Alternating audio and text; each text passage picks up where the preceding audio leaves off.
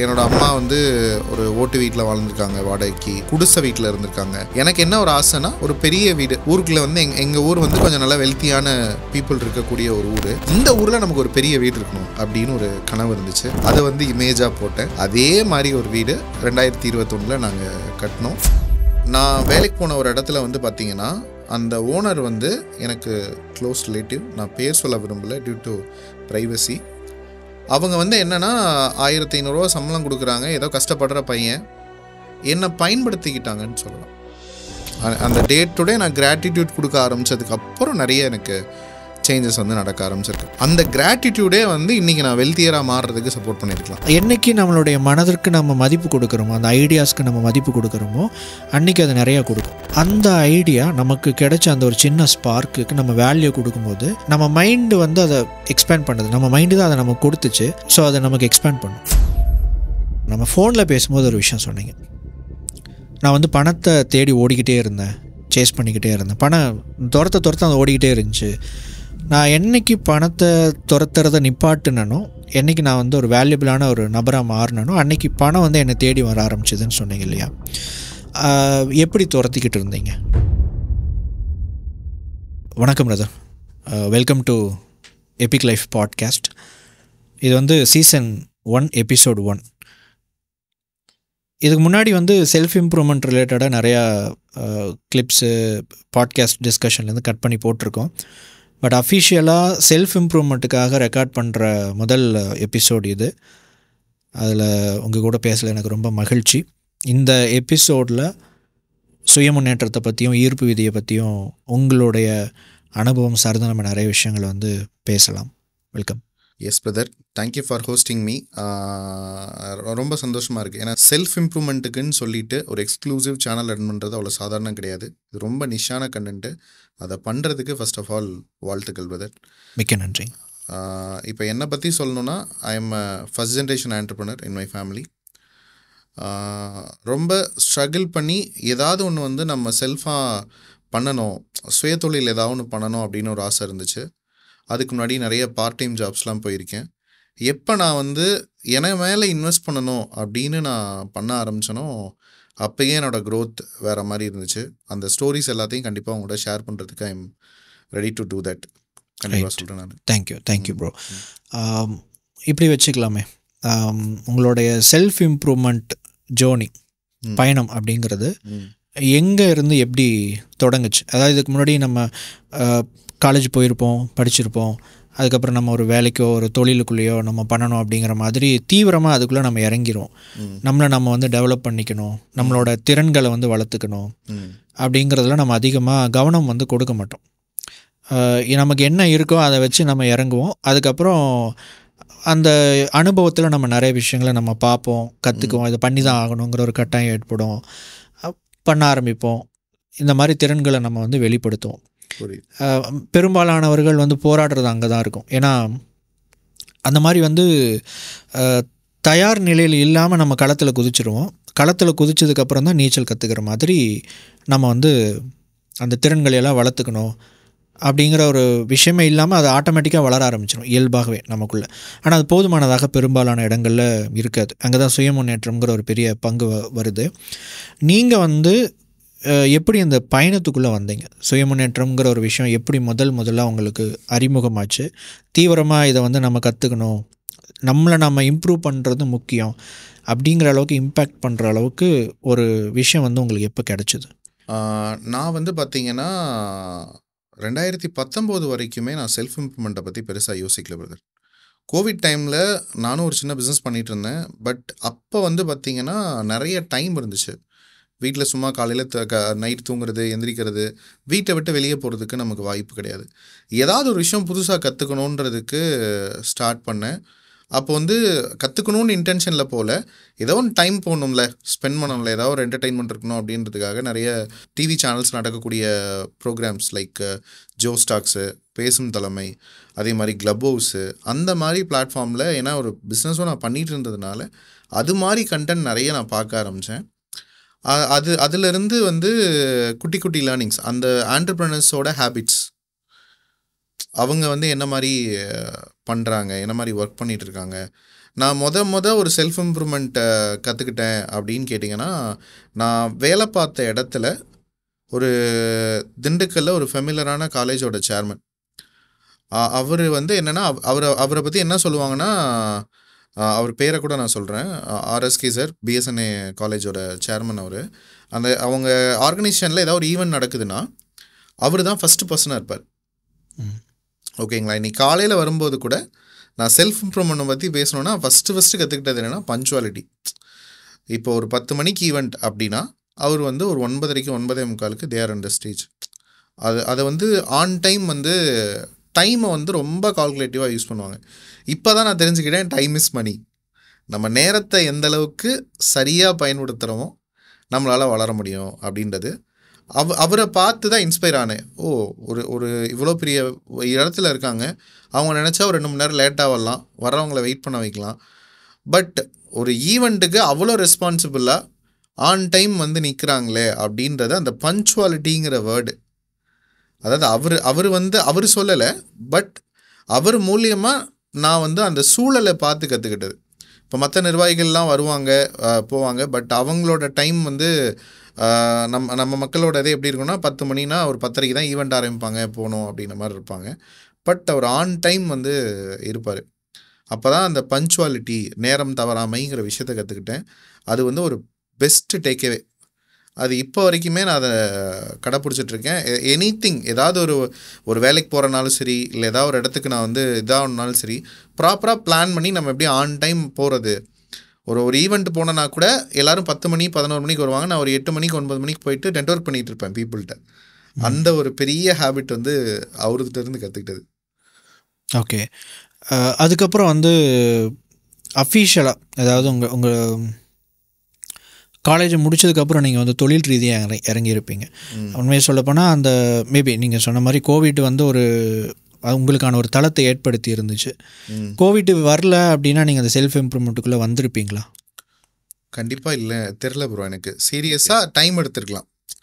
ஏன்னா நம்ம ஏதோ ஒன்று ஓடிட்டே இருக்கோம், நம்ம வந்து அதில் எஃபர்ட் போடணுன்றதை வந்து பெருசாக யோசிக்கல. வீடியோ லேர்னிங்ஸ் பண்ணோம், அது போகிற போக்கில் ஏதாவது ஒரு டேக்அவே இருக்கும். நம்ம ஃபோக்கஸ் ஃபுல்லாக பிஸ்னஸ்க்கு எங்கிட்டா சேல்ஸ் கொண்டு வரது, எப்படிடா ரெவென்யூ கொண்டு வரது, அப்படியே இருக்கும். திங்க் பண்ணுறதுக்கே டைம் இல்லைன்னு சொல்லலாம். எப்போ நான் திங்க் பண்ணுறதுக்கு டைம் கொடுக்க ஆரம்பித்தனோ my entire life will change. Okay.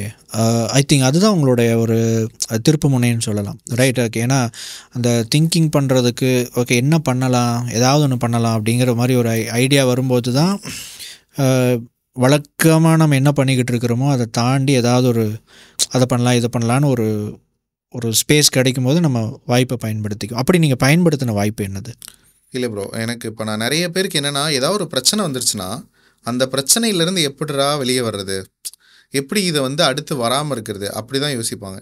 நான் வந்து எப்படின்னா, ஒரு ப்ராப்ளம் வருது அப்படின்னா அதை வச்சு நான் சந்தோஷம் தான் படுவேன். நான் அதிலிருந்து ஒரு ஆப்பர்ச்சுனிட்டியை க்ரியேட் பண்ணுற பழக்கம் வந்து எனக்கு வர ஆரம்பிச்சிச்சு.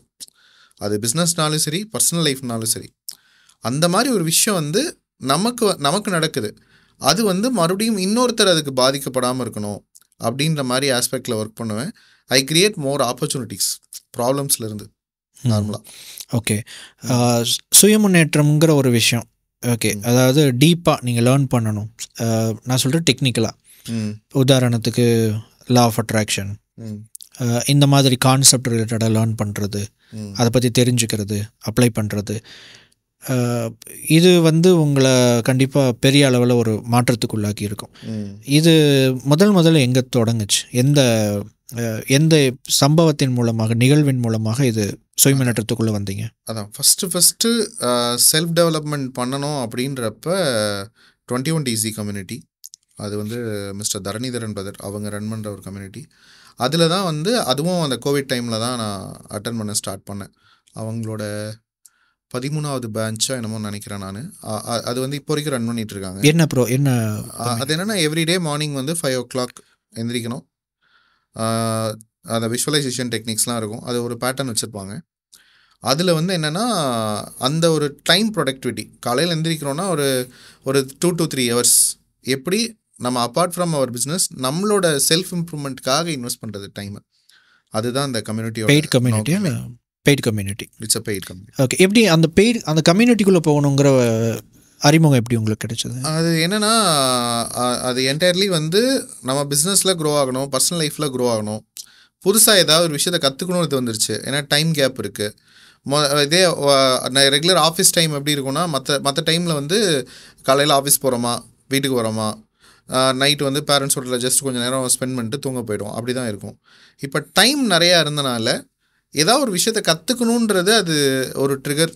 நமக்கு இது பண்ணுவோம், எக்ஸ்ப்ளோர் பண்ணுவோம், ட்ரை பண்ணுவோன்னு சொல்லி பண்ண ஆரம்பித்தேன். அந்த கம்யூனிட்டிக்குள்ளே போனதுக்கப்புறம் அதுக்கப்புறம் நிறைய எக்ஸ்ப்ளோர் பண்ண ஆரம்பிச்சிட்டேன்னு சொல்லுவாங்க. அந்த கம்யூனிட்டி இல்லாமல் மோர் தென் இப்போ வந்து செல்ஃப் இம்ப்ரூவ்மெண்ட்டுக்காகன்னு சொல்லிட்டு ஒரு 4-5 ஃபோரம்ஸ்க்கு மேலேயே நான் போயிட்டு வந்திருக்கேன், பெரிய ஃபோரம்ஸ்க்கே கூட. Okay okay. அந்த அறிமுகம் எப்படி உங்களுக்கு உருவாச்சு? இப்போ உதாரணத்துக்கு மேபி நீங்கள் சோஷியல் மீடியாவை பார்த்துட்டே இருக்கும்போது அந்த மாதிரி இது வந்துச்சா, இல்லை எப்படி உள்ளே போனீங்க? கிளப் ஹவுஸ் அதில் இருந்து தான். Okay, right. ஸோ அந்த அவேர்னஸ் வரும்போது இப்படி ஒரு விஷயம் இருக்குது அப்படின்னு தெரிய வரும்போது நீங்கள் உள்ள அதான் கிளப் ஹவுஸ் பார்க்குறேன், அவரோட கனெக்ட் ஆகிறேன். நான் தரணிதரன் பிரதர் அவரோட கனெக்ட் ஆகிறேன். அவர் என்ன பண்ணிகிட்ருக்காரு, ஏன்னா அந்த கிளப் ஹவுஸ்குள்ளே தான் அந்த ஸ்டார்ட் அப் டிஎன்னோட சிஇஓ அவங்க வந்து ஒரு செஷன் பண்ணிகிட்டு இருந்தாங்க, நேட்டிவ் லீட் ஃபவுண்டேஷன்லேருந்து ஆண்டர்ப்ரனர்ஸ்க்காக அப்படின்னு சொல்லிட்டு ஒவ்வொரு நாளைக்கு ஒவ்வொரு செஷனை வந்து நடந்துக்கிட்டே இருக்கும்.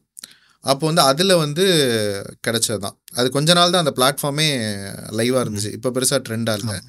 அது அன்ஃபார்ச்சுனேட்லி ஜாயின் பண்ணேன். ஏதோ புதுசாக ஒரு பிளாட்ஃபார்ம், எப்படி நம்ம ஃபேஸ்புக், இன்ஸ்டாகிராமு, வாட்ஸ்அப்லாம் இன்ஸ்டால் பண்ணுறோமோ, ஏதோ ஒன்று புதுசாக எக்ஸ்ப்ளோர் பண்ணுறதுக்கு ட்ரை பண்ணுறோமோ, அப்படி இன்ஸ்டால் பண்ணி ட்ரை பண்ணது தான்.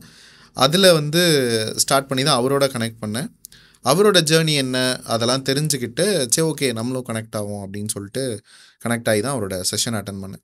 ஓகே, அது ஒரு நல்ல ஒரு இம்ப்ரூவ்மெண்ட் கொடுத்துச்சு. ஆஃப்டர் தட் அங்கே நீங்கள் மேஜராக உங்களுக்கு கிடைச்ச செல்ஃப் இம்ப்ரூவ்மெண்ட் டேக்அவேஸ் என்னது? அது அங்கே வந்து மேஜராக இருந்தது என்னென்னா ப்ரொடக்டிவிட்டி. எப்படி நம்ம வந்து டைமை வந்து இது பண்ண முடியுன்றதை வந்து அங்கேயும் லேர்ன் பண்ண முடிஞ்சிச்சு. அதே தான் நம்ம தாட்டுக்கு ஒரு சக்தி இருக்குது. அப்போ எப்போ நம்ம வந்து கான்சியஸாக அதை நினைக்க ஆரம்பிக்கிறோமோ, அதை எழுத ஆரம்பிக்கிறோமோ, எழுதின விஷயத்துக்கு ரிலேட்டடாக நம்ம ஆக்ஷன் எடுக்க ஆரம்பிக்கிறோமோ, கண்டிப்பாக அது வந்து ஹேப்பன்லி நடக்கும். அதை எப்படி ப்ராக்டிஸ் ரெகுலராக ஒரு 21 நாள் கண்டினியூஸாக பண்ணுறப்ப அது ஒரு ஹேபிட் ஆகிடுது. அதை தொடர்ந்து பண்ணுறப்ப அது ஆட்டோமேட்டிக்காக நம்ம லைஃப்பில் வந்து நடக்க ஆரம்பிச்சிருது. அதை வந்து ரியலைஸ் பண்ண ஆரம்பித்தேன். Okay okay. அண்டு அதுக்கப்புறம் எப்போ நீங்கள் வந்து ஓகே இது செல்ஃப் இம்ப்ரூவ்மெண்ட்டுன்னு ஒரு விஷயம் இருக்குது, இதை வந்து நம்ம வந்து ஃபோக்கஸ் பண்ணணும், கற்றுக்கணும் அப்படிங்கிற ஒரு தீவிரம் வந்து எப்போ வர ஆரம்பிச்சது? நிறைய அதுக்கப்புறம் வந்து நான் நெட்வொர்க்கிங் ஃபோரம்ஸ், பிஎன்ஐ, அந்த மாதிரி நிறைய ஃபோரம்ஸ் போக ஆரம்பித்தேன். பீப்புளோட நிறைய கனெக்ட் ஆக ஆரம்பித்தேன். முதல்ல வந்து என்னென்னா, நான் பார்க்குற நபர்கள் எல்லாரும் நமக்கான கஸ்டமராக இருப்பாங்களான்னு யோசிச்சுட்ருப்பேன். நான் இப்போ அதை யோசிக்கல, ஹவு டு இம்பேக்ட் பீப்புள். அப்போ வந்து போய் மற்றவங்களோட கனெக்ட் பண்ண ஆரம்பிக்கணும், நெட்வொர்க்கிங் பண்ணணும், ரிலேஷன்ஷிப் பில்ட் பண்ணணும். அதாவது நெட்வொர்க்கிங் கூட சொல்ல முடியாது, ரிலேஷன்ஷிப் பில்ட் பண்ணணும். நிறைய வந்து பீப்புள்ஸ்கிட்ட இருந்து நான் கற்றுக்க ஆரம்பித்தேன் டியூ டு த லிசனிங். அது ஆரம்பத்துலேருந்தே எனக்கு வந்து ஒரு லிசனிங் கேப்பபிலிட்டி இருக்குது. இப்போ நான் அந்த பஞ்சுவாலிட்டின்னு ஒரு விஷயத்தை கற்றுக்கிட்டேன்னா அவர் சொல்லலை, அவர் எனக்கு பர்சனலாக கைட் பண்ணலை, அவரை பற்றி மற்றவங்க சொல்லி அந்த சூழலை நான் பார்த்ததுனால அந்த லிசனிங்னால் வந்து நடந்த ஒரு விஷயந்தான். அப்போ நிறைய லிசன் பண்ண ஆரம்பித்தேன் பீப்புள்ஸ்கிட்ட இருந்து. ஒவ்வொருத்தரும் எப்படி இன்றைக்கி சக்ஸஸ்ஃபுல்லாக இருக்காங்கன்னா என்ன ஒரு விஷயம் வந்து இவங்க சக்ஸஸ்ஃபுல்லாக இருக்கிறது காரணம் அப்படின்றது தேட ஆரம்பித்தேன். அது அங்கே தான் ஆரம்பிச்சது. நான் இம்பேக்ட் ஆனது அப்படின்னு கேட்டிங்கன்னா, பிஃபோர் கோவிட் நான் பிஸ்னஸ் ஆரம்பிக்கிறதுக்கு ஒரு ரீசனாக இருந்தது அப்படின்னு ஒரு நம்பர்னு கேட்டிங்கன்னா, செல்ஃப் இம்ப்ரூவ்மெண்ட்டுக்கு முன்னாடி பெருசாக நான் செல்ஃப் இம்ப்ரூவ்மெண்ட் பண்ணுறதுக்கு முன்னாடி ஒரு பர்சன் யாருன்னு கேட்டிங்கன்னா, mister CK Ranganathan sir, Cavin கேரோட சிஇஓ. அந்த பேசும் தலைமைங்கிற ப்ரோக்ராமு வெறும் ஒரு 15,000 ரூபா இன்வெஸ்ட்மெண்ட்டில் ஃபேமிலியிலேருந்து வெளியே வந்து நல்ல ஒரு அண்ணாலாம் பிஸ்னஸ் பண்ணுறாங்க. பட் இவர் வந்து நமக்குன்னு ஒரு விஷயத்தை உருவாக்கணும் அப்படின்னு ஒரு பேஷனேட்டாக ஸ்டார்ட் பண்ணார். அவர் வந்து அவரோட பர்சனல் ஆட்டிடியூட் அண்ட் கேரக்டர் வந்து எனக்கு ரொம்ப பிடிக்கும். அது அவரை ஒரு இன்ஸ்பிரேஷனாக எடுத்துக்கிட்டேன் பிஸ்னஸ்க்கு.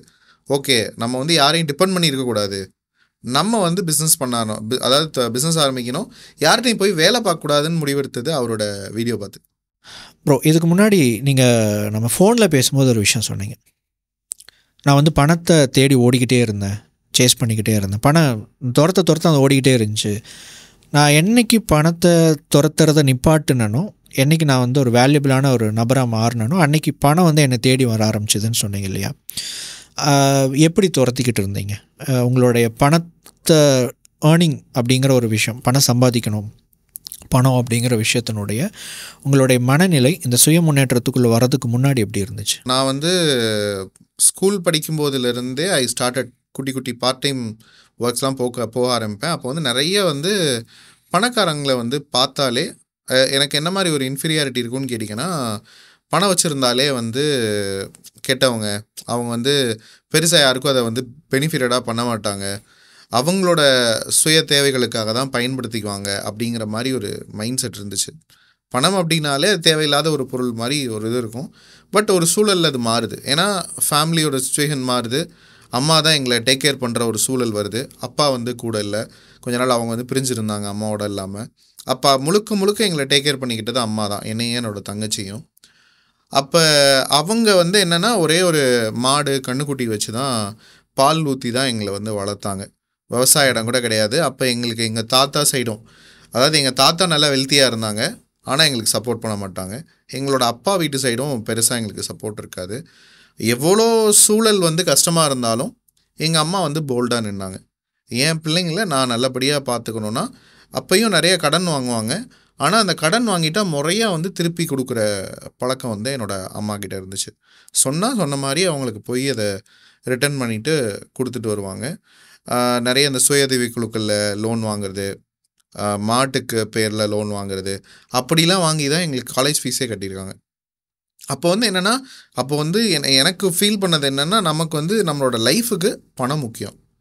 அதை நம்ம என்னோடய அம்மா கிட்டேருந்து நான் இது பண்ணனால, எவ்வளோ தான் நம்ம வந்து பொருளாதார சூழலாலும் திருடலை, எந்த வகையிலையும் தப்பான வழியில் சம்பாதிக்கல, மாடு வச்சு கண்ணுக்குட்டி வச்சு முறையாக தானே இது பண்ணுறாங்க. அப்போ வந்து நம்ம இதை வந்து ஏதாவது ஒன்று அம்மாவுக்கு நம்ம சப்போர்ட் பண்ணணும், அதுக்கு நம்ம ஏதாவது பண்ணணுன்ட்டு தான் நிறைய நான் எக்ஸ்ப்ளோர் பண்ண ஆரம்பித்தேன்.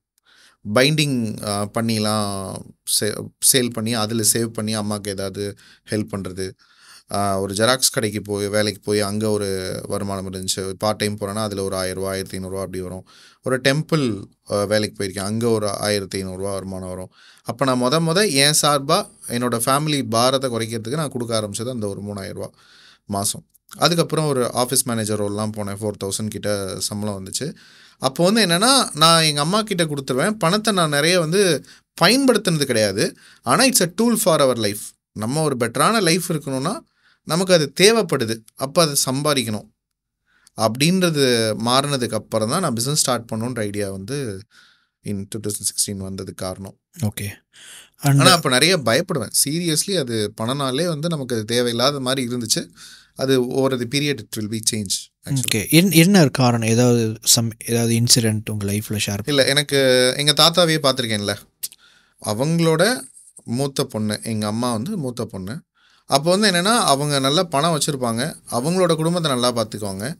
இவங்க கஷ்டப்படுறாங்க அப்படின்னாலும் பெருசாக கேர் பண்ணிக்க மாட்டாங்க.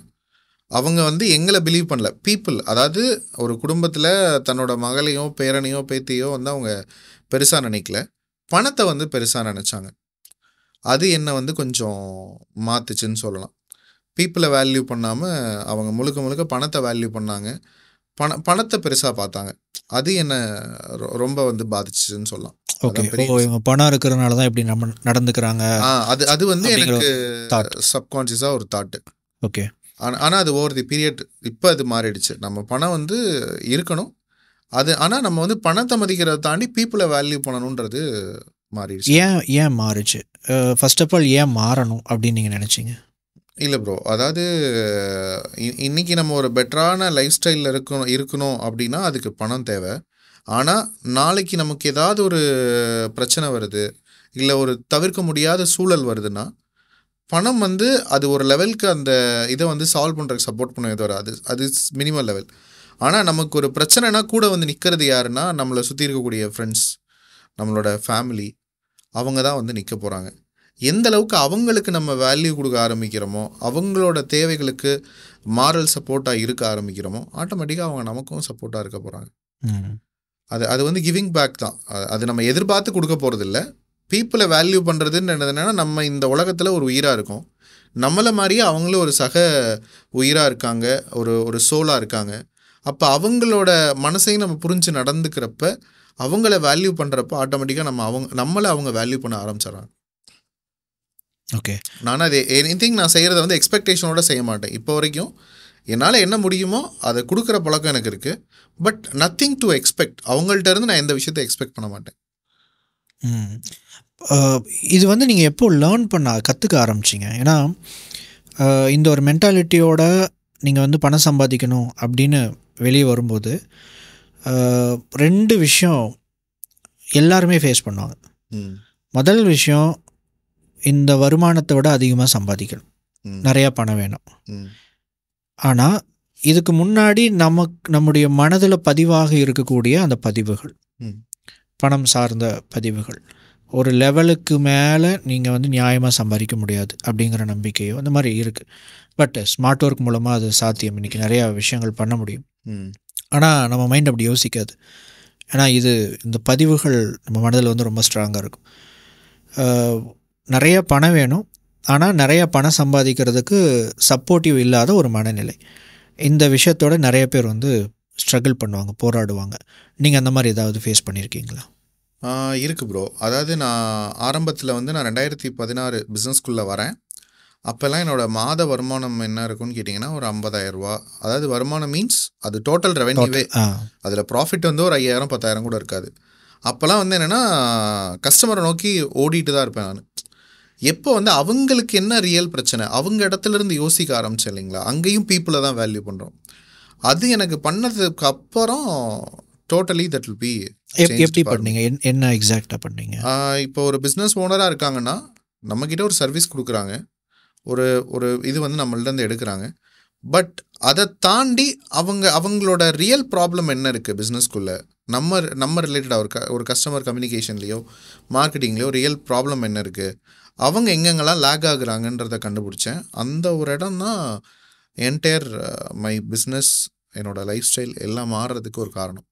ஒரு ஈவெண்ட் எக்ஸாம்பிளாக சொல்ல முடியுங்களா? லைக் ஒரு கேஸ் ஸ்டடி மாதிரி வேண்டாம். ஓகே. நான் இந்த மாதிரி ஒரு நபர் வந்து பார்த்தேன், அப்போ நான் இந்த மாதிரி நீங்கள் சொன்ன இந்த விஷயத்தை நான் இங்கே இம்ப்ளிமெண்ட் பண்ணல. இது வந்து என்னென்னா எனக்கு over the lifestyle change ஆனதான் ப்ரோ. இது ஒரு நபர்னால எனக்கு நடந்துச்சான்னு கேட்டால் சத்தியமாக கிடையாது.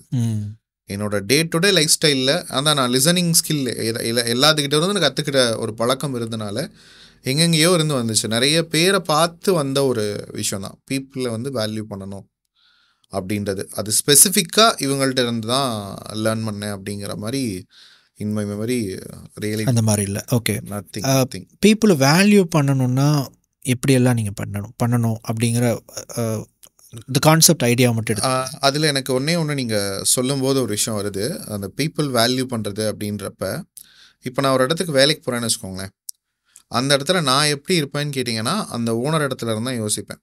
அவங்களுக்கு என்ன இது இருக்குது, நம்ம எப்படி பர்ஃபார்ம் பண்ண முடியும் அப்படின்னு தான் யோசிப்பேன்.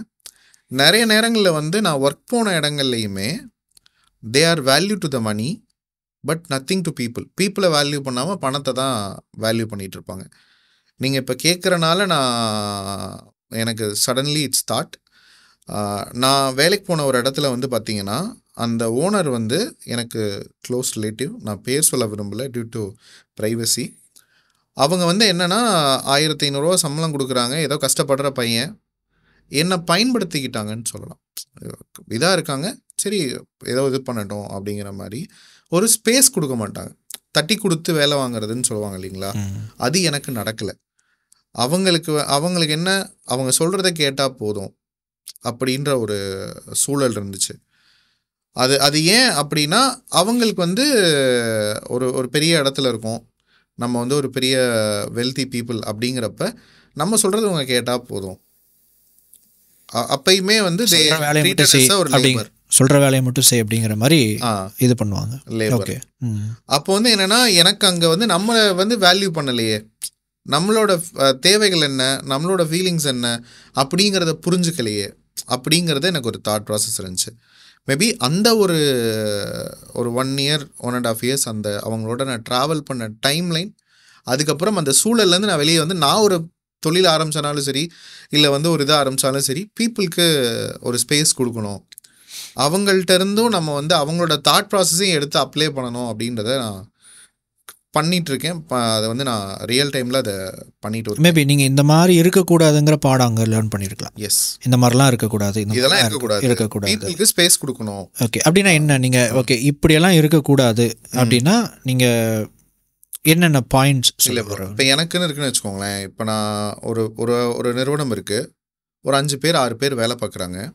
அந்த 5-6 பேரும் ஒரு 5 பேர் 6 பேர் வேலை பார்க்குற இடத்துல ஒரு 5 பேர் எப்படி இருப்பாங்கன்னா, ஓனர் என்ன சொல்கிறாரோ அதை அப்படியே செய்வாங்க. அதுதான் அவங்களோட ஆட்டிடியூட். பட் நான் என்னோட ஸ்கில், என்னோட பொட்டென்ஷியல் எப்படின்னு கேட்டிங்கன்னா, ஒரு இடத்துல வேலை பார்க்குறேன்னா ஐ கெட் த ஓனர்ஷிப். நான் இந்த இடத்துல நான் என்னோட அவுட்புட்டை எப்படி பெட்டராக கொடுக்க முடியும். மற்றவங்க எல்லாம் சொன்னதை செய்கிறாங்க, நான் சொல்லாதையும் செய்கிற ஒரு கேரக்டர், ஏதோ ஒன்று புதுசாக பண்ணோமே அப்படின்ட்டு.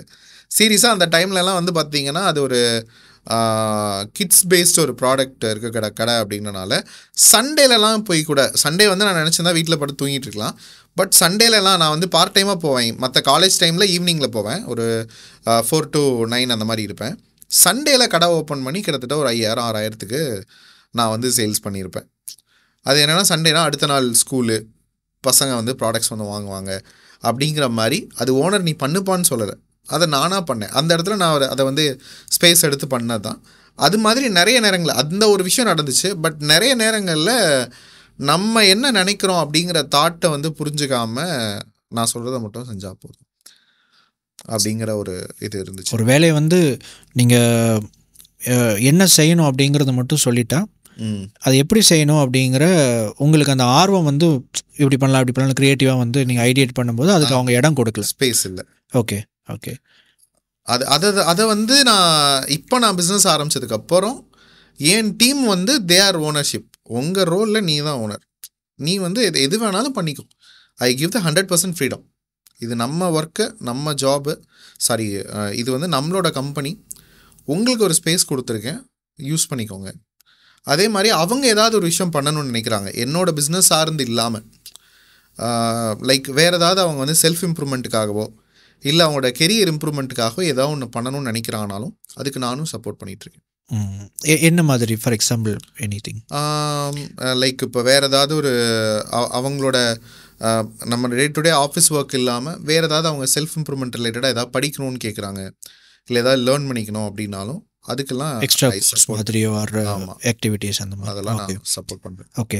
அண்டு இப்போது நம்ம பேசிக்கிட்டு இருந்தோம் மேபி என்னெல்லாம் பண்ணக்கூடாது அப்படிங்கிற விஷயம். அங்கேருந்து நீங்கள் கொண்டு வந்துட்டீங்க அந்த பாயிண்ட்டை. ஆமாம், என்னெல்லாம் பண்ணக்கூடாது அப்படிங்கிற விஷயம் வந்து நீங்கள் லேர்ன் பண்ணியிருப்பீங்க. என்ன பண்ணணும் அப்படிங்கிற விஷயங்கள்லாம் என்னென்ன விஷயங்கள் நீங்கள் இம்பார்ட்டன்ஸ் கொடுக்குறீங்க? பீப்புளுக்கு வந்து ஸ்பேஸ் கொடுக்கணும் அப்படிங்கிற ஒரு பாயிண்ட் வந்து சொன்னீங்க. அங்கே எனக்கு கொடுக்கல, இதை பண்ணக்கூடாதுன்னு நான் கற்றுக்கிட்டேன். பட் தொழிலுக்குள்ளே வந்ததுக்கப்புறம் இதெல்லாம் பண்ணணும்னு லேர்ன் பண்ணியிருப்பீங்க இல்லைங்களா? அது என்னென்ன விஷயங்கள் நீங்கள் ஃபாலோ பண்ணுறீங்க? அதான் நான் ஏற்கனவே சொன்ன மாதிரி அங்கே ஸ்டார்ட் பண்ணது என்னென்னா, ஒரு வேலை பார்க்குறவங்க அப்படின்னா வெறும் ஒரு லேபராகவே ட்ரீட் பண்ணாமல் நான் ஒரு ஃபேமிலி மெம்பராக என்னோடய டீம் மெம்பர்ஸை ட்ரீட் பண்ண ஆரம்பிக்கிறேன். இப்போ வரைக்கும் நான் அப்படி தான் நான் எடுத்துகிட்டு போயிட்டுருக்கேன்.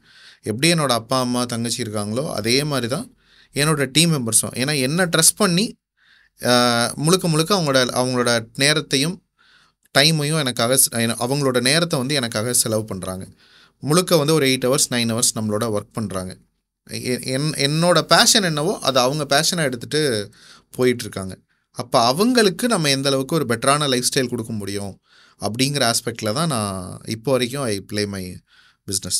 அது வந்து நமக்கு ஒரு பிஸ்னஸ் பண்ணுறோம், ரெவன்யூ வருது, நம்ம நல்லா இருப்போம் அப்படிங்கிறது மாதிரி இல்லாமல் என்னோடய டீமும் நல்லா இருக்கணும், அவங்களோட லைஃப் ஸ்டைலும் நல்லா இருக்கணும், அவங்களோட ஃபேமிலியோட அவங்க ஒரு பெட்டரான லைஃப் ஸ்டைலை வந்து இம்ப்ரூவ் பண்ணி எடுத்துகிட்டு போகணும் அப்படின்றதுல நான் ரொம்ப கான்சியஸாக ஒர்க் பண்ணிகிட்ருக்கேன்.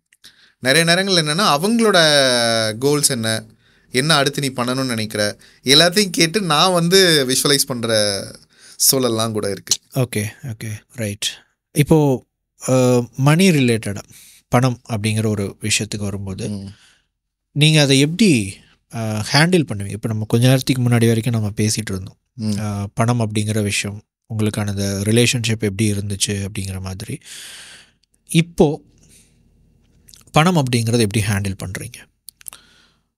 ஆரம்பத்தில் வந்து நான் எப்படி இருந்தேன்னா ப்ரோ, நமக்கு ஒரு பிஸ்னஸ்லேயும் சரி இதுலேயும் சரி, உள்ளே வர்றது எல்லாமே நம்ம பண்ணோன்னு ஒரு மைண்ட் செட் இருக்கும். ஒரு ஃபண்டு உள்ளே வருதுன்னா டக்கு டக்குன்னு ஏதாவது ஒரு செலவு பண்ணுவோம், பர்சனல் வீட்டு செலவுக்கோ இல்லை வேறு ஏதாவது தேவைகளுக்கு பண்ணுற ஒரு பழக்கம் இருந்துகிட்டு இருந்துச்சு. அதனால் என்னென்னா கிட்டத்தட்ட ஒரு 5 lakhs வரைக்கும் நான் சிசி எடுத்து வச்சு அதை கரெக்டாக கட்ட முடியாமல் அதெல்லாம் கூட நான் கஷ்டப்பட்டிருக்கேன். அது ஒரு நேஷ்னலைஸ் பேங்க்கில் சிசிலாம் கூட பண்ணி. ஆனால் எப்போ வந்து பணத்தை நம்ம வந்து முறையாக கையாளணுங்கிறத வந்து கற்றுக்கிட்டனோ ஆட்டோமேட்டிக்காக என்னோடய சேவிங்ஸ் ஆட்டிடியூட் கூடிச்சு, தேவையில்லாத செலவுகளை குறைக்க ஆரம்பித்தேன். இப்போ அதில் எனக்கு நம்ம வந்து தேவைக்கு அதிகமாக செலவு பண்ண வேணாம், வர்ற வருமானத்தில் நமக்கான இதை மட்டும் எடுத்து செலவு பண்ணணுன்றதை எனக்கு கற்றுக் கொடுத்தது யாருன்னா என்னோடய கொலீக் தான், என்னோடய டீமில் இருந்தவர் தான். இப்போயும் என்னோடய டீமில் இருக்கார். ரொம்ப கன்சர்வேட்டிவாக இருப்பார், செலவு வந்து சிக்கனமாக பண்ணுற ஒரு ஆள். அவரை பார்த்து தான் நான் கற்றுக்கிட்டேன். நான் அந்த டீமுக்கு ஸ்பேஸ் கொடுக்கணுன்னு ஒரு விஷயம் சொன்னேன் பார்த்தீங்களா, நான் கொடுத்த ஸ்பேஸ் கிவிங் டு மீ. வந்து என்னென்னா தேவையில்லாத செலவு நான் பண்ணிகிட்டே இருப்பேன். ஏதாவது அமேசானில் ஆர்டர் பண்ணுறது, ஏன்னா நமக்கு தான் ரெவென்யூ வருது, ஏதோ ஒன்று எடுத்து பண்ணுவோமேன்னு பண்ணிகிட்டு இருப்பேன். ஆனால் அவர் அதை வந்து கண்ட்ரோல் பண்ணார். நீங்கள் வந்து ஒரு செலவு பண்ணுறீங்கன்னா அது நமக்கு வந்து குறைஞ்சது ஒரு 3-4 வகையிலையாவது நமக்கு அது பலன் அளிக்கணும். ஜஸ்ட் ஒரு பர்பஸ்க்காக. இப்போ உதாரணத்துக்கு ஒரு வாட்ச் கட்டுறீங்கன்னு வச்சுக்கோங்க, வாட்ச் வாங்கினா டைம் மட்டும்தான் பார்க்க முடியும். இதே ஒரு மொபைல் வாங்குறீங்கன்னா நீங்கள் வந்து ஒரு வீடியோ எடுக்கலாம், ஃபோன் பேசலாம், உங்களோட ஃபோனை வந்து ஒரு ரெக்கார்டிங் இதுக்கு யூஸ் பண்ணிக்கலாம், மல்டி பர்பஸ் இருக்குது. அப்போ ஒரு பணத்தை வச்சு ஒரு பொருள் வாங்குகிறோம் அப்படின்னா அது மல்டி பர்பஸாக பயன்படுது அப்படின்னா அதை நம்ம வாங்கலாம். அது நமக்கு தேவையாகவும் இருக்கணும். அதே மாதிரி நான் எப்படி ஆரம்பித்தேன் அப்படின்னு கேட்டிங்கன்னா, எடுத்தோடனே டிசிஷன் எடுக்க மாட்டேன். ஒரு ப்ராடக்ட் வாங்கணும் அப்படின்னா இப்போ எடுத்தோடனே டிசிஷன் எடுக்காமல் கொஞ்சம் தள்ளி போடுறது, ஒரு வாரமோ 10 நாளோ அந்த விஷயத்தை தள்ளி போட்டு உண்மையாலுமே அதுக்கு ஒரு தேவை இருக்குது அப்படின்னு ஒரு டிமாண்ட் வந்ததுன்னா தான் அதை வாங்குறது. அந்த ஹேபிட்டுக்கு வந்துட்டேன். பணத்தை இப்போ எப்படி முறையாக கையாளுறது அப்படின்றது வந்து நான் மில்லியனர் மைண்ட் இன்டென்சிவ்னு சொல்லிட்டு ஒரு ஒர்க் ஷாப் போயிருந்தேன். ஒரு 2 நாள் ஒர்க் ஷாப், சக்ஸஸ் ஜியன்னு சொல்லிட்டு ஒரு ஆர்கனைசேஷன் நடத்தக்கூடிய ஒரு ஒர்க் ஷாப்பு. அதில் வந்து என்னென்னா ஜார் சிஸ்டம் அப்படின்னு ஒன்று கற்றுக் கொடுத்தாங்க. அதில் என்னென்னா எனக்கு இன்றைக்கி ஒரு 10,000 ரூபாய் வருமானம் வருது அப்படின்னா அதில் நம்மளோட டே டு டே தேவைகளுக்கு மாத தேவைகளுக்கு நம்ம ஒரு 50% எடுத்து வச்சிடறோம் அப்படின்னா ஒரு 10% சேவிங்ஸ், ஒரு 10% வந்து நம்மளோட லாங் டேர்ம் இன்வெஸ்ட்மெண்ட் மாதிரி, நம்மளோட ஃபேமிலி ஒரு ட்ரிப் போகிறதுக்கோ இல்லை ஃபேமிலியோட என்டர்டெயின்மெண்ட் பர்பஸ்க்கோ வந்து ஒரு 10% அந்த மாதிரி ஸ்ப்ளிட் பண்ணி அதுக்கு ஒவ்வொரு ஜார், ஒரு 6 ஜார் தான் சிம்பிளாக. ஒவ்வொரு ஜாரில் அந்த பணத்தை வந்து நம்ம ஸ்ப்ளிட் பண்ணி பயன்படுத்தணும் அப்படின்னா தட் வில் பி பாசிபிள். அதை வந்து நான் இப்போ எப்படின்னா பேங்க் அக்கௌண்ட்டாக மாற்றி பண்ணிகிட்ருக்கேன். ஒன்று தனித்தனி வாலெட்டாக பயன்படுத்திக்கலாம், ஒரு ஜாராக பயன்படுத்திக்கலாம். பட் நான் வந்து பண்ணிகிட்ருக்கிறது அதை ஒரு அக்கௌண்ட் பேஸில் பிரித்து அந்தந்த தேவைகளுக்கு வந்து பணத்தை ஸ்ப்ளிட் பண்ணி அதை இன்வெஸ்ட் பண்ணுறனால இதுதான் இந்த பர்பஸ்க்கு அப்படின்னு நமக்கு தெரிஞ்சிருது. அப்போ ஆட்டோமேட்டிக்காக அதை மட்டும்தான் எடுத்து செலவு பண்ணோம், தேவையில்லாமல் எல்லாத்துலேயும் கை வைக்க மாட்டோம். அது வந்து ஐ டூ டிசிப்ளின். அதே மாதிரி என்னோடய அக்கௌண்ட்ஸ் நான் ஆரம்பத்துலேருந்து நான் சொன்னேன் இல்லையா, நான் ஃபஸ்ட்டு வந்து ஒரு ஐடி கட்ட ஆரம்பித்ததுனால எல்லாமே அக்கௌண்ட்டில் வந்து நான் வரவு செலவு பண்ண ஆரம்பித்தேன். பணம் உள்ளே வருது அப்படின்னா ப்ராப்பராக அதை அக்கௌண்ட் பண்ணி டே டு டே என்னோடய பர்சனல் எக்ஸ்பென்ஸ்னாலும் சரி பிஸ்னஸ் எக்ஸ்பென்ஸ்னாலும் சரி அன்னன்னைக்கு அதை நோட் பண்ணி இது பண்ணி ஆரம்பித்தேன். இப்போ வந்து டிஜிட்டலாக இப்போ யூபிஐ தான் யூஸ் பண்ணுறோம் அப்படின்றனால பேங்க்ஸ் ஆப்லேயே வந்து ஃபீச்சர்ஸ்லாம் வருது. எந்தெந்த பர்பஸ்க்கு நம்ம என்னென்ன செலவு பண்ணியிருக்கோம் அப்படிங்கிறது தெரியணும்ல. அதை மாத கடைசியில் பார்த்தோன்னா தான் இது அதிகமாக பண்ணியிருக்கேன், இது கம்மியாக பண்ணியிருக்கேன், அதை வந்து ஜட்ஜ் பண்ண முடியுன்றனால டிஜிட்டலாக அதை இப்போ ஹேண்டில் பண்ண ஆரம்பிச்சிட்டேன். ஓகே. அண்டு ஈர்ப்பு விதி அப்படிங்கிற ஒரு டாபிக் நம்ம வரும்.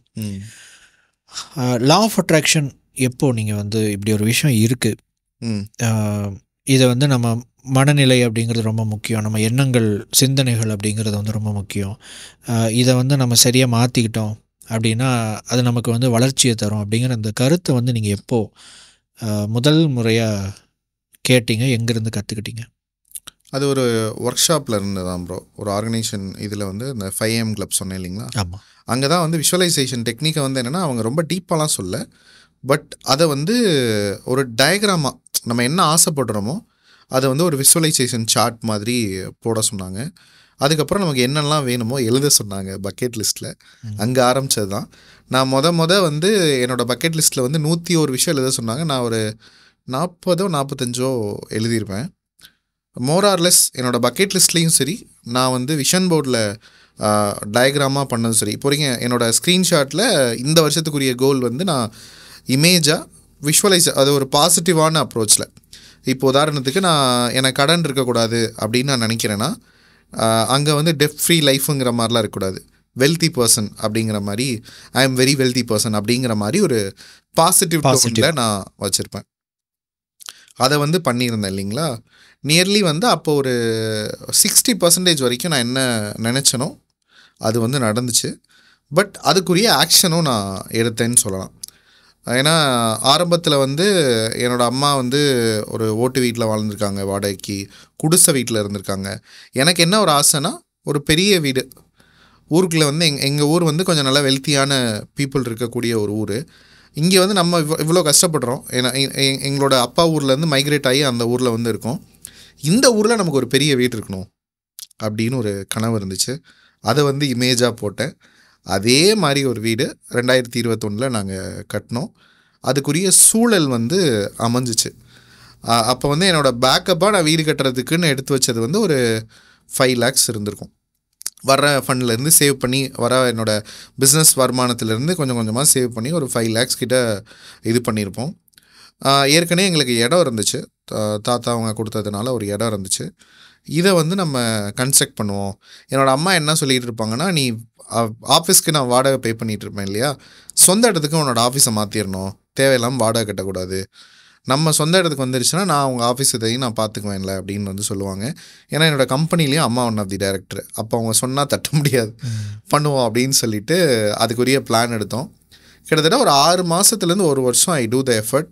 என்னென்னலாம் பண்ணலாம், எப்படி நம்ம ரெவென்யூ பண்ணலாம், பிஸ்னஸ்லேயும் கொஞ்சம் நிறைய ஹார்ட் ஒர்க் போட ஆரம்பித்தேன், டைம் அதிகமாக ஸ்பெண்ட் பண்ண ஆரம்பித்தேன், நிறைய கஸ்டமர்ஸை போய் பார்க்க ஆரம்பித்தேன். அது வந்து ரியாலிட்டியில் அப்படியே பாசிபிளாக நடந்தது. கிட்டத்தட்ட 1 கோடி ரூபாய்க்கு நான் என்னோடய அம்மாவுக்கு வந்து அந்த வீடை கட்டி கொடுத்து முடித்தேன். ஓகே, அதுக்கு எவ்வளோ கேப் இருந்துச்சு? அதாவது நீங்கள் எப்போ முதல் முறையாக அந்த விஷன் போர்டை நீங்கள் தயார் பண்ணினது, அந்த வீட்டை தயார் பண்ணினதுக்கும் அது மேனிஃபெஸ்ட் ஆனதுக்கும் ஆனால் நடுவில் எவ்வளோ டைம்? 2 years.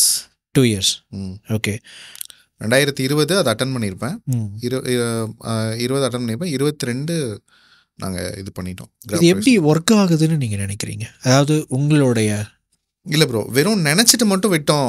அதை வந்து விஷுவலைஸ் பண்ணுறோம் அப்படின்றது வந்து என்னென்னா, அதை நினைக்கணும், ஆத்மார்த்தமாக அந்த ட்ரீம் இருக்கணும். பட் அதுக்கு என்ன எஃபோர்ட் போடணுங்கிற ப்ராசஸ் நம்ம எடுத்து வச்சோன்னா தான் அந்த சூழல் நமக்கு வந்து தன்னால் அமையும். மேபி இப்படி சொல்லலாங்களே, ஃபார் எக்ஸாம்பிள் உங்களுக்கு அந்த எண்ணம் இருந்திருக்கும், சொந்த வீடு கட்டணும் அப்படிங்கிற ஒரு விஷயம் இருந்திருக்கும். ஆனால் அந்த எண்ணம், எனக்கு இருக்கக்கூடிய அந்த ஆசை ரொம்ப முக்கியமானது அப்படின்னு நீங்கள் வந்து அதுக்கு முக்கியத்துவம் கொடுக்கறதுக்கான நேரம் அமையாமல் கூட போயிருக்கலாம். மேபி அந்த ஈவெண்ட் நடந்ததுக்கப்புறம் நான் இந்த மாதிரி பண்ணணும், இந்த ஒரு குறிப்பிட்ட எண்ணத்துக்கு வந்து நான் இம்பார்ட்டன்ஸ் கொடுக்கணும், என்னுடைய ஆசைக்கு அல்லது கனவுக்கு அப்படின்னு ஒரு விஷயம் க்ரியேட் ஆகிருக்கலாம். அதனுடைய விளைவாக நீங்கள் எக்ஸ்ப்ரெஸ் பண்ணியிருக்கலாம் அந்த இடத்துல. அந்த உங்களுடைய ட்ரீம் ஹவுஸோட ஒரு இமேஜ் வந்து நீங்கள் வச்சுருக்கலாம். அதுக்கப்புறம் என்ன விஷயங்கள் வந்து உங்களுடைய தாட் ப்ராசஸ்க்குள்ளே நடந்துச்சு? இதுக்கு முன்னாடி அந்த தாட் வச்சுருப்பீங்க. ஏன்னா ஆரம்பத்தில் நான் என்ன சொல்லுவேன்னா ப்ரோ, அம்மா கிட்ட வந்து இப்போதைக்கு நமக்கு வீடு வேணாம். ஏன்னா நான் இவங்க சிகேஆர் சார் அவங்களோட ஸ்டோரிலாம் கேட்டப்போ, கிட்டத்தட்ட அவங்க பிஸ்னஸ் ஆரம்பித்து ஒரு 20 வருஷம் வரைக்கும் அவங்க வீடெல்லாம் பெருசாக கட்டல. நல்ல ஒரு செட்டில்டு ஒரு ஸ்டேஜ் வந்ததுக்கப்புறம், ஏன்னா அது மேனுஃபேக்சரிங் பிஸ்னஸ், அதனால் அவங்களுக்கு இன்வெஸ்ட்மெண்ட் அதிகமாக தேவைப்படும்.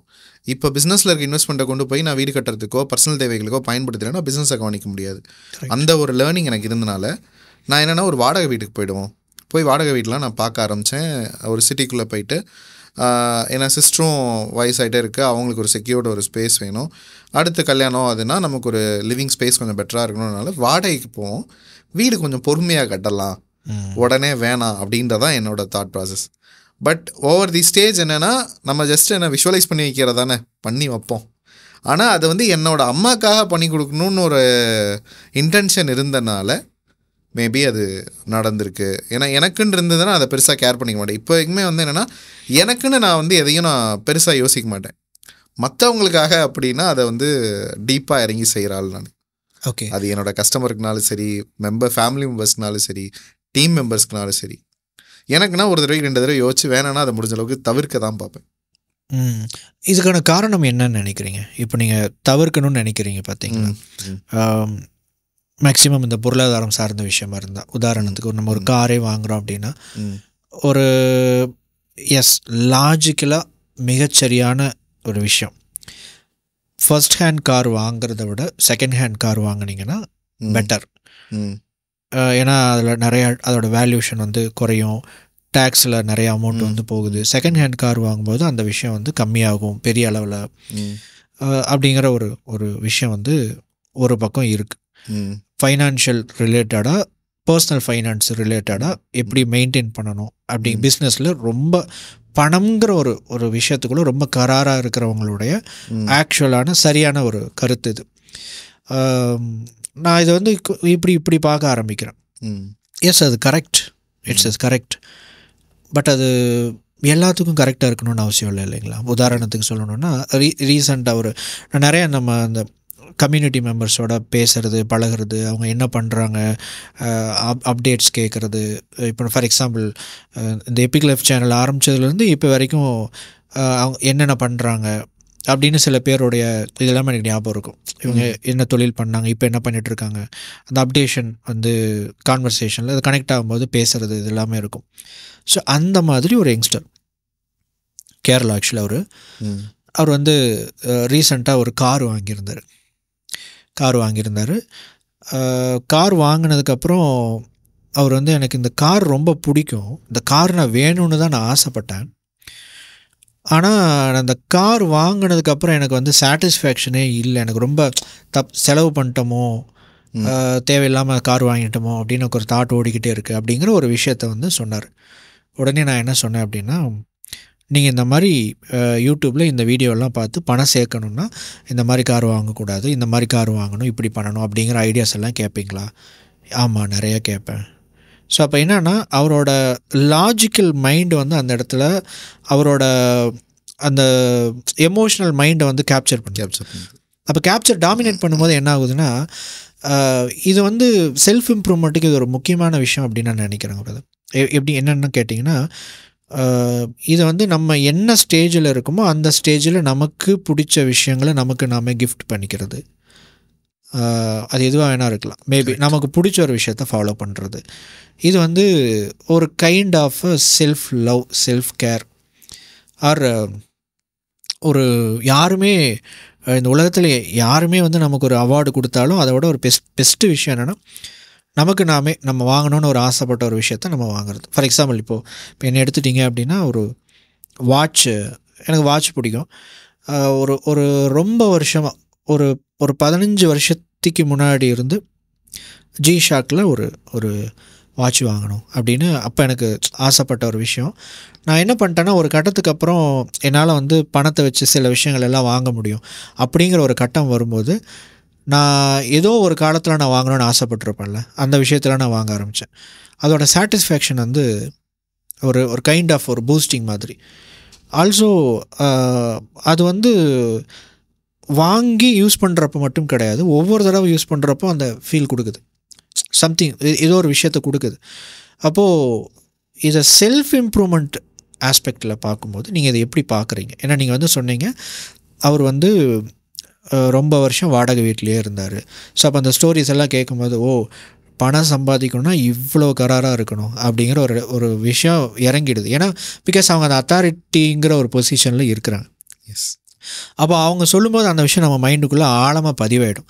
ஆனால் நமக்குள்ளே ஒரு தாட் இருக்கும். அப்போது இந்த இடத்துல ஒரு டிலமா வருது, ஒரு போராட்டம் வருது. இதுவா அதுவா, இதை பண்ணுவா அதை பண்ணுவான். எனக்கு இந்த விஷயம் பண்ணணும்னு பிடிக்குது. சில நேரத்தில் வந்து அது தவறாகவும் இருக்கும், சில நேரத்தில் அது சரியாகவும் இருக்கும். நம்ம அப்படி ஒரு ஃபஸ்ட் ஹேண்ட் கார் வாங்குறதுனால நமக்கு ஒரு விஷயம் நடக்குது அப்படிங்கிற மாதிரியும் சில சிச்சுவேஷன்ஸ் இருக்கும். பிகாஸ் நான் அது செகண்ட் ஹேண்ட் வெஹிக்கிள்ஸ் ஓன் பண்ணியிருக்கேன், ஃபஸ்ட் ஹேண்ட் வெஹிக்கிள் ஓன் பண்ணியிருக்கேன். என்னோடய அறிவை பயன்படுத்தி ஒரு வெஹிக்கிள் வாங்கியிருக்கேன், என் மனசுக்கு பிடிச்ச வெஹிக்கிள் வாங்கியிருக்கேன். அப்போ ஒரு கட்டத்தில் நான் உட்காந்து இதை திங்க் பண்ணும்போது எனக்கு எது என்னை இம்ப்ரூவ் பண்ணுது, சரி, எண்ட் ஆஃப் த டே நீங்கள் என்ன வாங்கினாலும் அதோட வேல்யூ வந்து குறைய தான் போகுது. டெப்ரிசியேஷன் அப்படிங்கிற ஒரு விஷயம் நடக்க தான் போகுது. எஸ், பட் அதை தாண்டி அது வந்து என்னை இன்னும் பெட்டராக மாற்றுதான் அப்படிங்கிற ஒரு விஷயத்துக்குள்ளே பார்க்கும்போது, எனக்கு மைண்டுக்கு பிடிச்ச விஷயங்களை நான் எப்பெல்லாம் வாங்கினனோ அப்பெல்லாம் அது வந்து எனக்கு ஒரு பெரிய ஒரு வேல்யூவாக எனக்கு கொடுத்துச்சு. அது என்னை ஒரு வேறு மாதிரி என்னை ஃபீல் பண்ண வச்சுது, அல்லது மோட்டிவேட் பண்ணிச்சுன்னு சொல்லலாம். சம்திங் அது கொடுக்குற ஃபீல் வேறு. அண்ட் அதோட ரீசன் காரணமாக நமக்குள்ளே ஒரு மாற்றம் ஏற்படுது. நம்ம பண்ணுற ஒரு தொழிலையோ மற்ற விஷயத்தில் நிச்சயமாக ஒரு மாற்றங்கிறது ஏற்படுது. விலை கம்மியான ஒரு விஷயத்தை, பிடிச்ச விஷயம், விலை கம்மியான ஒரு விஷயத்தை வாங்கும்போது, விலை அதிகமான ஒரு பொருளை, அதே பொருளை இன்னொரு பொருள் நம்ம வாங்குகிறோம் அப்படின்னா, கம்பேர் பண்ணும்போது நமக்கு பிடிச்சி விலை கம்மியாக இருக்கிற விஷயத்த வாங்கினா அதோட இம்பேக்ட் வந்து பயங்கரமாக இருக்குது. இதை பற்றின உங்களுடைய கருத்து என்னது? கண்டிப்பாக ப்ரோ, இதே ஹேபிட் எனக்கும் இருக்குது. ஏதாவது ஒரு விஷயம் வந்து செல்ஃப் கிஃப்டாக அதை ஒன்று முடிவு பண்ணிடுவேன். ஒரு விஷயம் பண்ண போகிறோம், அதுக்கு ஒரு எஃபர்ட் போடணும் அப்படின்னா, அந்த எஃபர்ட்டுக்கு என் ரிசல்ட்டாக அந்த ஒரு கிஃப்ட் வந்து நமக்கு கிடைக்க போகுது அப்படிங்கிற மாதிரி நான் அதை எடுத்துக்குவேன். அது எதுக்கு சப்போர்ட் பண்ணணும்னா, இப்போ நீங்கள் உதாரணத்துக்கு ஒரு வாட்ச் சொல்கிறீங்க உங்களோட இதுக்கு. அதே மாதிரி நான் என்னோடய லைஃப்க்கு வந்து என்னென்னா, ஆண்ட்ராய்டு மொபைல் என்னோடய ஐஃபோன் 15 வாங்கின ஸ்டோரியாக இருக்கட்டும், மேக்புக் வாங்கினதாக இருக்கட்டும், எல்லாமே ஏதாவது விஷயம் நான் பண்ணணும்னு நினப்பேன். அதுக்கு வந்து எஃபர்ட் போடுவேன். போட்ட எஃபர்ட்டுக்கு எனக்கு நானே கொடுத்துக்கிற ஒரு செல்ஃப் கிஃப்டாக அதை நான் பார்ப்பேன். அது எண்ட் ஆஃப் தி டே எனக்கு பயன்பட தான் போகுது. ஏதாவது ஒரு வகையில் என்னோடய லைஃப்பை இம்ப்ரூவ் பண்ணுறதுக்கு பயன்பட தான் போகுது. எப்போ வந்து நமக்கு வந்து ஒரு கிராட்டிடியூட், செல்ஃப் கிராட்டிடியூட் கொடுத்துக்கிறோமோ, ஆட்டோமேட்டிக்காக இன்னும் அதை வந்து நம்ம அடுத்தடுத்த லெவல் மூவ் ஆன் ஆகிறதுக்கு, நம்ம பிஸ்னஸ் க்ரோத்துக்கும் சரி, பர்சனல் க்ரோத்துக்கும் சரி, கண்டிப்பாக அது பயன்படும். ஆனால் நிறைய பேர் அதை கொடுத்துக்கிறது இல்லை. என்னதான் crores and crores of money இருந்தாலும் நமக்கு பிடிச்ச விஷயத்த பண்ணுறதுக்கு தானே அந்த டூல் இருக்குது, பணம் இருக்குது. அதை பண்ணாமல் இருந்து என்ன பண்ண போகிறோம்? நத்திங்களா. ரைட்.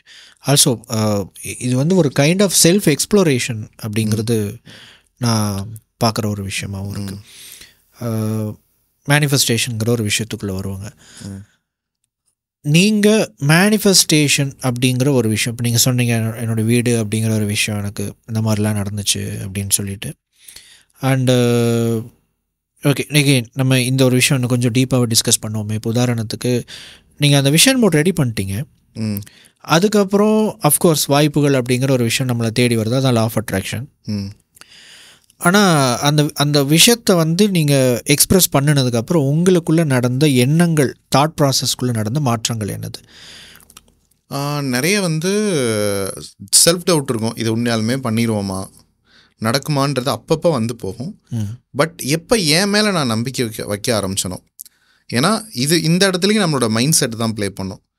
நம்மளால் இது முடியும் அப்படின்றப்ப நான் என்ன நினச்சிக்குவேன்னா, என்னோடய பாஸ்ட் சினாரியோஸை யோசிப்பேன். ஒரு 6 வருஷம் 5 வருஷத்துக்கு முன்னாடி எப்படி இருந்தோம், இப்போ நம்ம எப்படி இருக்கோம், அப்போ அடுத்த அந்த லெவலுக்கு நம்மளால் போக முடியும்ல, இட் இஸ் பாசிபிள் அப்படிங்கிறத நான் செல்ஃப் ரியலைஸ் பண்ணி அந்த செல்ஃப் டவுட்லேருந்து வெளியே வருவேன். அண்ட் நான் என்ன கோல் வைக்கிறேனோ அதுக்கான எஃபர்ட்டை போட ஆரம்பித்தேன்.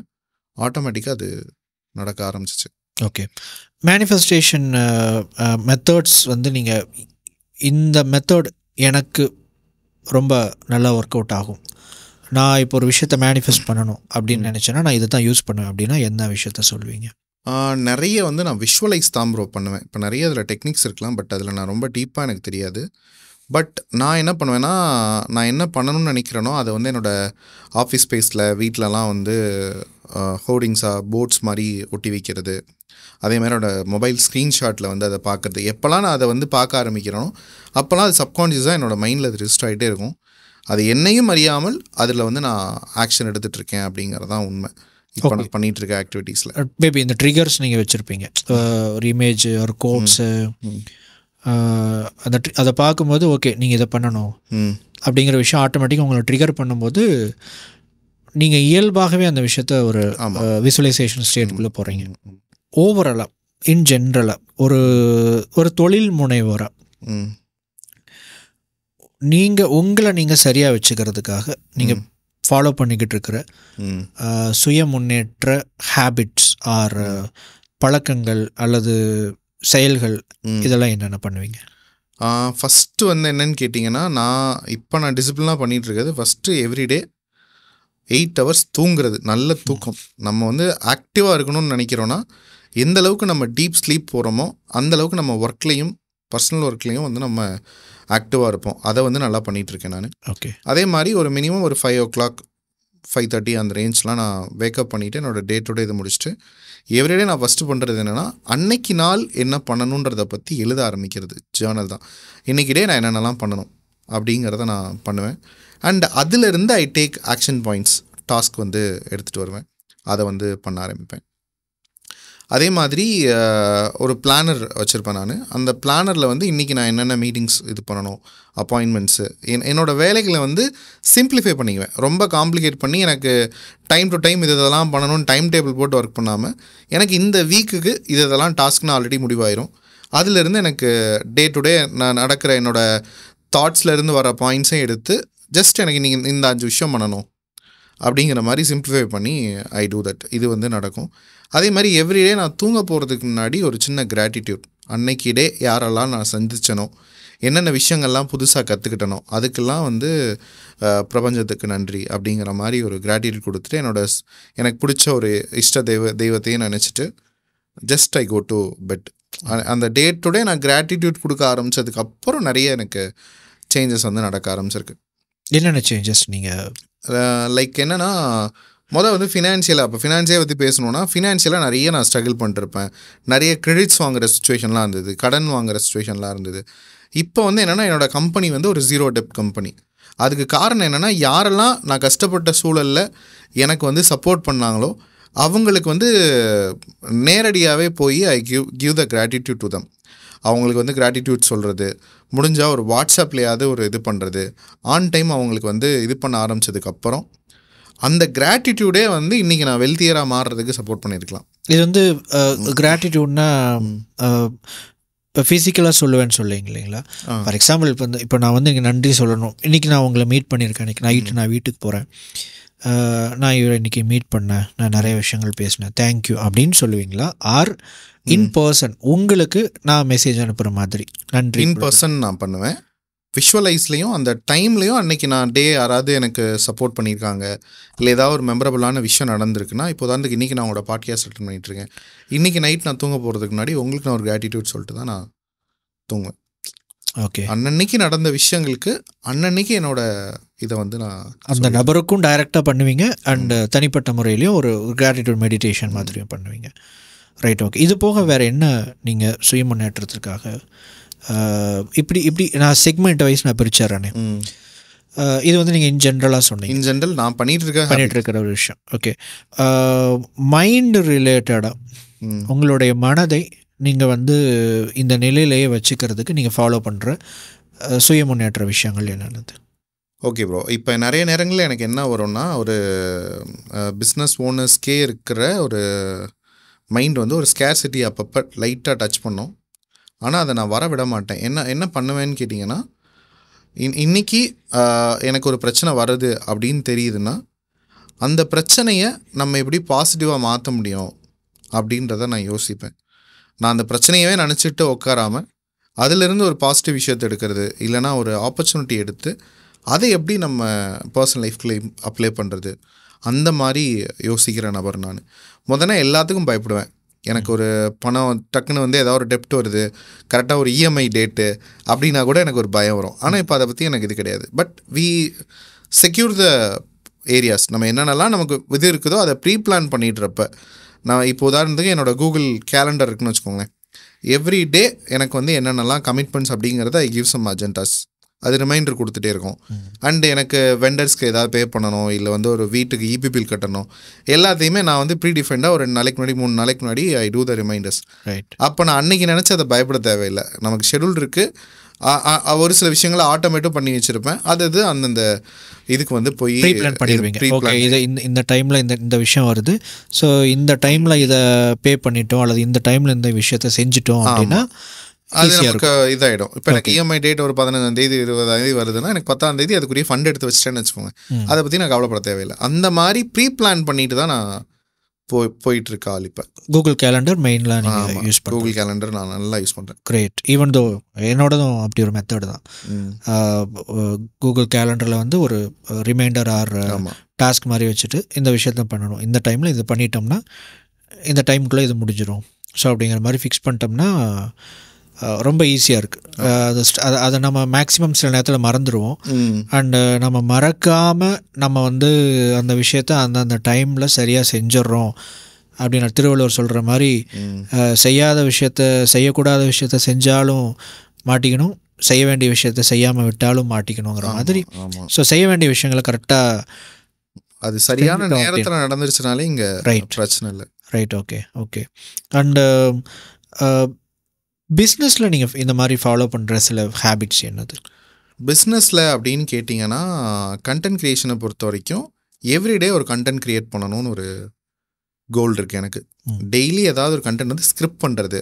இப்போ இன்னைக்கு காரில் வரும்போது கூட கேட்டிங்கன்னா ஒரு 3-4 வாய்ஸ் நோட் எனக்கு தோணுனதெல்லாம் அப்போக்கு எப்போ அப்படியே வாய்ஸ் நோட் வாட்ஸ்அப்பில் போட்டு வச்சுக்குவேன். நான் பார்த்தவங்க பின்னாடி வரும்போது ஃபோன் வச்சுட்டே இது பண்ணுறீங்க கரெக்டாக? ஆமாம், இந்த இடத்துல வரும் வாய்ஸ் நோட் பின்னாடி தான் வந்துட்டு. ஆமாம், வாய்ஸ் நோட் போட்டு வச்சுருவேன். அதுக்கப்புறம் அதை போய் நோட் பண்ணி ஜேர்னல் பண்ணி வச்சு அதை வந்து ஸ்கிரிப்டாக வந்து மாற்றிடுவேன். And then go for reels. ஏன்னா தாட்ஸ் எப்போ வேணாலும் வரும். அதை வரும்போதே நம்ம ப்ராப்பராக இது பண்ணி வச்சுட்டோன்னா அதை அப்படியே டாக்குமெண்ட் பண்ணிவிடுவேன். இப்போ வந்து அதுக்கு வந்து எவர் நோட்டுன்னு ஒரு டூல் யூஸ் பண்ணுறேன் நான். எவர் நோட்டில் என்னென்னா என்டையர்லி நான் என்னெல்லாம் பண்ணணும்னு நினைக்கிறேனோ என்னோடய பிஸ்னஸ்க்கு நெக்ஸ்ட் ஒரு 1 year 2 yearsக்கு என்னென்னலாம் நான் வந்து கோல்ஸ் வச்சுருக்கணும் அது ரிலேட்டடாக எவ்ரிடே நடக்கக்கூடிய ப்ராசஸை நான் அதில் நோட் பண்ணிகிட்டே வருவேன். ஒரு எக்ஸாம்பிள் கொடுக்க முடியுங்களா? எப்படி? எக்ஸாம்பிள் வந்து எனக்கு இப்போ 2026 வந்து எனக்கு ரீட்டைல் சூப்பர் ஸ்டார்னு சொல்லிட்டு ஒரு அவார்ட் ஃபங்க்ஷன் பண்ணணும்னு ஒரு கோல் இருக்குது. இப்போ அதுக்கு இப்போலேருந்தே என்னென்ன மாதிரி ரீட்டைலர்ஸ் வந்து இன்றைக்கி ஸ்ட்ரகிள் ஆகிட்டு இருக்காங்க, அவங்களுக்கு வந்து என்னென்ன மாதிரி நம்ம வந்து வேல்யூ ஆட் பண்ண முடியும், அவங்களுக்கு ஒரு அவார்ட் கொடுக்குறோன்னா என்னென்ன கேட்டகரியில் கொடுக்கலாம், அதுக்கு என்னென்ன நேம்ஸ் இருக்கணும், அது முதற்கொண்டு விஷுவலைஸ் பண்ணி அதை நான் இப்போயே செக்மெண்ட் பண்ண ஆரம்பிச்சிருக்கேன். ஓகே, அதாவது அவங்கள வந்து கேமிஃபை பண்ணுறது. அந்த இலக்குகளை எல்லாம் வந்து இப்படி ஒரு விஷயம் பண்ணணும்னு நினைக்கிறீங்கன்னா ஒரு செக்மெண்ட்டாக போட்டு வச்சுருவீங்க. எப்போவாவது ஒரு நாள் ஒரு தாட் வந்து ஸ்ட்ரைக் அவுட் ஆகும். ஸோ என்ன பண்ணுவீங்கன்னா அந்த பர்டிகுலர் ஃபோல்டரை ஓப்பன் பண்ணி அதில் நீங்கள் இதை பண்ணணும்னு இது ஐடியாஸ் ஆட் பண்ணிக்குவீங்க. ஓகே, எந்த அளவுக்கு இது உங்களுக்கு சப்போர்ட் பண்ணுது? என்னென்னா ப்ரோ, இது எப்போ வந்து ஒரு விஷயத்தை நமக்கு தோன்ற விஷயத்தை எழுத ஆரம்பிக்கிறோமோ, டாக்குமெண்ட் பண்ண ஆரம்பிக்கிறோமோ, அது எப்போனாலும் நமக்கு பயன்படும். ஃபஸ்ட்டு விஷயம், இதை டாக்குமெண்ட் பண்ணாமல் போகிற போக்கில் பண்ணுறப்ப என்னென்னா நம்ம எடுத்து வைக்கிற டிசிஷன்ஸ் எல்லாமே ஒவ்வொரு முடிவுமே வந்து ப்ளஸ் ஆர் மைனஸ் எப்படி வேணாலும் இருக்கலாம். அது போகிற போக்கில் நடக்கிற ஒரு இதாக இருக்கும். பட் இதை ப்ரூவனாக நான் இது வந்து ஒரு ட்ராக் ரெக்கார்ட் மெயின்டைன் பண்ணி ஸ்டேஜ் பை ஸ்டேஜாக எடுத்துகிட்டு போகிறப்ப நம்ம அதை சிம்பிளிஃபை பண்ண முடியுது. நம்மளோட ஒர்க் அண்ட் லைஃப்பையும் சிம்பிளிஃபை பண்ண முடியுது. டார்கெட்டடாக ஒரு விஷயத்தை அடிக்க முடியுது. ஜஸ்ட் லைக் தட் பண்ணுறோன்றது இல்லாமல் பின் பாயிண்டில் எனக்கு இதுதான் வேணும்னு அப்படின்னு முடிவு பண்ணி நம்மளால் பண்ண முடியுது. ஓகே, எஸ், ஐ திங்க் நம்ம நிறைய விஷயங்கள் பண்ணணும்னு நினைக்கிறோம். அதற்கான ஐடியாஸ் வந்து நம்ம மனம் அங்கங்கே கொடுத்துக்கிட்டே தான் இருக்குது. அங்கங்கே நமக்கு அந்த ஸ்பார்க்ஸ் வந்து கொடுத்துக்கிட்டே தான் இருக்குது. ஆமாம், நான் வந்து எப்போவுமே வந்து ஒரு சில விஷயங்கள் ஈவன் தான் நான் கடைசியாக ஒரு இது கூட பண்ணியிருந்தேன், ஒரு சீரீஸ் கூட பண்ணியிருந்தேன், மேனிஃபெஸ்டேஷன் மாஸ்டரி. அதில் வந்து உங்களுக்கு வந்து இன்ஸ்பயர்டு ஆக்ஷன் எடுக்கணும். ஃபார் எக்ஸாம்பிள், உங்களுக்கு டக்குன்னு ஒரு ஐடியா வருதா, அட்லீஸ்ட் உங்களால் செய்ய முடிஞ்ச மினிமம் ஒரு ஆக்ஷன் என்ன நோட் பண்ணி வைக்கிறது. நம்ம அதை மதிக்கிறதுக்கான முதல் அடையாளமே அதுதான். என்றைக்கு நம்மளுடைய மனதிற்கு நம்ம மதிப்பு கொடுக்குறோமோ, அந்த ஐடியாஸ்க்கு நம்ம மதிப்பு கொடுக்குறோமோ, அன்றைக்கி அது நிறையா கொடுக்கும். இன்னொரு நபர் மாதிரி தானே நமக்கு. இப்போ நீங்கள் ஒரு விஷயம் சொல்லிக்கிட்டே இருக்கீங்க, நான் வந்து உங்களை ரெஸ்பெக்ட் பண்ணி நான் அதை ஃபாலோ பண்ணுறேன் கேட்குறேன் அப்படின்னா நீங்கள் இன்னும் எனக்கு நிறைய விஷயங்கள் சொல்லணும் அப்படின்னு உங்களுக்கு தோணும். நான் மதிப்பு கொடுக்கல அப்படின்னா நீங்கள் சொல்ல மாட்டீங்க, நிப்பாட்டுருவீங்க சைலண்ட்டாக. இதுதான் நிறைய பேருக்கு நடந்துக்கிட்டு இருக்கு. ஸோ ஐ திங்க் இது ஒரு நல்ல ஒரு டேக்அவே. நமக்கு உருப்படியான யோசனைகள் நமக்கு வந்துக்கிட்டே தான் இருக்குது. ஆனால் நம்ம அதிகமாக அதை ஃபோக்கஸ் பண்ணுறது கிடையாது, ஆக்ஷன் எடுக்கிறது இல்லை. ஏன் எடுக்கிறதுல நம்ம ஃபோக்கஸ் பண்ணுறது இல்லை, அதை நம்ம காற்றுல விட்டுறோம். அண்ட் இன்னொரு தாட் வந்து அதை இது பண்ணிவிடுது.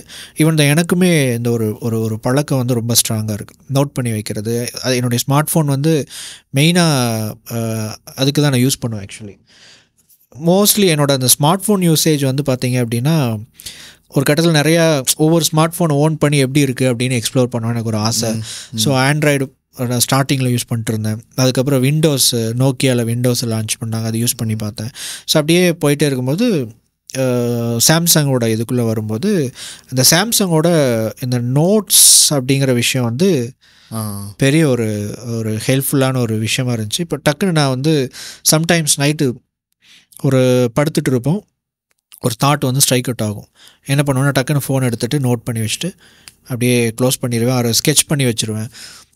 ஈவன் தோ நம்ம பாட்காஸ்ட் வந்து நம்ம இன்னும் இது எப்படி பண்ணலாம் அப்படின்னு சொல்லிட்டு நான் யோசிச்சுட்டு இருக்கும்போது டக்குன்னு எனக்கு ஒரு தாட் வந்துச்சு. ஸோ இது பார்த்தீங்கன்னா இந்த மாதிரி போட்டு வச்சுருப்பேன். இது வந்து ஷார்ட் ஃபார்ம் கான்டென்ட்டுக்கு. ஷார்ட் ஃபார்ம் கான்டென்ட் பெருசாக ஃபோக்கஸ் பண்ணுறது கிடையாது, பட் ஒரு டிஸ்ட்ரிபியூஷனுக்காக பண்ணணும் அப்படிங்கிறதுக்காக வந்து சரி இப்படி பண்ணலாம். மேலே வந்து கெஸ்ட்டு பேசுகிற ஒரு விஷயம், கீழே நிறைய பேர் ட்ரை பண்ணியிருக்கிறாங்க இருக்குது. பட் இது வந்து இந்த ஃபார்மேட் வந்து கரெக்டாக இருக்குது. ஸோ ஏன் 2 இதையும் பண்ணக்கூடாது அப்படிங்கிற மாதிரி நான் இது பண்ணுவேன். கிட்டத்தட்ட நிறைய விஷயங்கள் இதில் இந்த மாதிரி நோட் பண்ணி வச்சுருப்போம் bro. And so for example ஏதாவது ஒரு ஸ்கெட்ச் பண்ணிவிடுவேன் அண்டு நோட் பண்ணி வச்சுருவேன். இந்த மாதிரி நிறையா இருக்குது, எக்கச்சக்கமான நோட்ஸ் இருக்குது.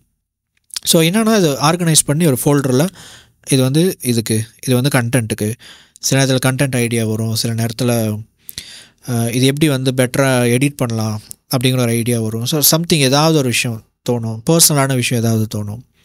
ஸோ நோட் பண்ணி வச்சுருவேன். அண்ட் திரும்ப அதை எடுத்து பார்க்கும்போது அதை பற்றி கொஞ்சம் நேரம் திங்க் பண்ணும்போது அந்த ஐடியா நமக்கு கிடைச்ச அந்த ஒரு சின்ன ஸ்பார்க்குக்கு நம்ம வேல்யூ கொடுக்கும்போது நம்ம மைண்டு வந்து அதை எக்ஸ்பேண்ட் பண்ணுது. நம்ம மைண்டு தான் அதை நமக்கு கொடுத்துச்சு. ஆமாம். ஸோ அதை நமக்கு எக்ஸ்பேண்ட் பண்ணும், இதை செய். ஸோ அந்த விஷயத்துக்கு நம்ம ஃபஸ்ட்டு இந்த ஒரு சிம்பிள் ஆக்ஷனை போட்டுட்டாவே நமக்கு இருக்கிற மனமே போதுமானது. நம்ம வந்து நிறையா வெளியே இருக்கிற இடத்த விட்டு நம்ம வெளியே நிறைய ஓடிக்கிட்டே இருக்கணும், தேடிக்கிட்டே இருக்கிறோம். நம்மளோட சொந்த மனமே வந்து ஐ திங்க் போதுமானதாக இருக்கும்னு நினைக்கிறேன் நம்மளை வழி நடத்துறதுக்கு. அது எப்படி இன்னும் பெட்டராக ஃபஸ்ட்டு விஷயம் வேல்யூ பண்ணுறது, அதாவது மதிப்பு கொடுக்கறது, நம்மளுடைய மனசுக்கு நம்ம மதிப்பு கொடுக்கறது. அது கொடுத்தாவே நம்ம மைண்டு நம்மளை கைட் பண்ணும். அதுக்கான முதல் ஸ்டெப் இது அப்படின்னு நான் ரொம்ப ஆழமாக நம்புகிறேன். அதே கருத்தையும் நீங்களும் வச்சுருக்கீங்க, ரொம்ப சந்தோஷம். Thank you so much bro. இவ்வளோ நேரம் இந்த செல்ஃப் இம்ப்ரூவ்மெண்ட் எபிக் லைஃப் பாட்காஸ்ட்டுக்காக நீங்கள் உங்களுடைய நேரத்தை ஒதுக்கி நிறைய விஷயங்கள் உங்களுடைய லைஃப்லேருந்து ஷேர் பண்ணீங்க. ரொம்ப நன்றி. நம்ம மீண்டும் தமிழ் பிஸ்னஸ் பாட்காஸ்ட் ரெக்கார்டிங்கில் சந்திப்போம். கண்டிப்பாக. Thank you bro. Thank you so much. Thank you bro. நன்றி.